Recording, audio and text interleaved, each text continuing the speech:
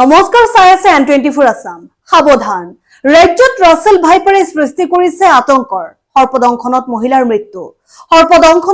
হৈছে এগৰাকী 21 বছৰীয়া মহিলাৰ বিষাক্ত ৰাছেল ভাইপাৰৰ দংশনত মৃত্যু হোৱা বুলি সন্দেহ চিকিৎসক তথা ৰাইজৰ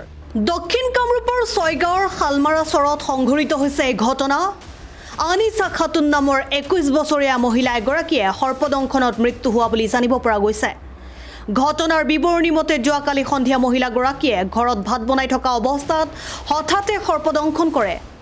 সৰ্পদংশন কৰাৰ পিছতে মহিলাগৰাকীয়ে বিখত চিঞৰ বাখৰ কৰাত পৰিয়ালৰ লোকে ততাতয়াকৈ গৰৈমাৰী সামূহিক স্বাস্থ্য কেন্দ্ৰত ভৰ্তি কৰোৱাই যদিও চিকিৎসালয়ত সাপৰ বিষ নিৰাময় প্ৰতিষেধক মজুত নথকাৰ বাবে বকু স্বাস্থ্য কেন্দ্ৰলৈ লৈ যোৱাৰ পথতে মহিলাগৰাকীৰ মৃত্যু ঘটে ৰাজ্যত ৰাছেল ভাইপাৰ নামৰ সৰ্পবিধে আতংকৰ সৃষ্টি কৰাৰ সময়তে গৰৈমাৰী অঞ্চলৰ মহিলাগৰাকীয়ে সৰ্পদংশনত মৃত্যু হোৱা কেন্দ্ৰ কৰি সমগ্ৰ গৰৈমাৰী অঞ্চলত আতংকময় পৰিৱেশে বিৰাজ কৰিছে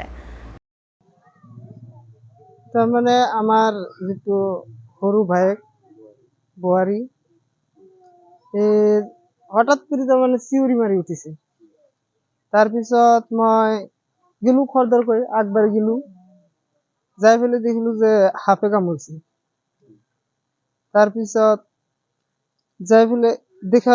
দেখাৰ পিছত চালো যে কোনটো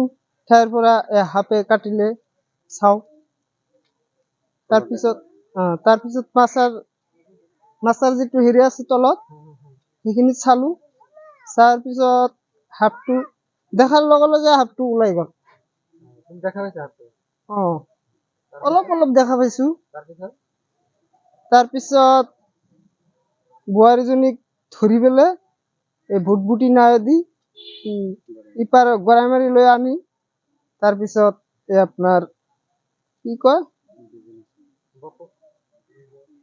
হুমাবাই মেডিকেল তাতে বেজিনা আছিল তাৰপিছত তাৰ পৰা ৰেফাৰ কৰে এই আপনাৰ বকো নেউতেই আৰ মাঝখানেতেই মৰে যায় news desk report N24 Assam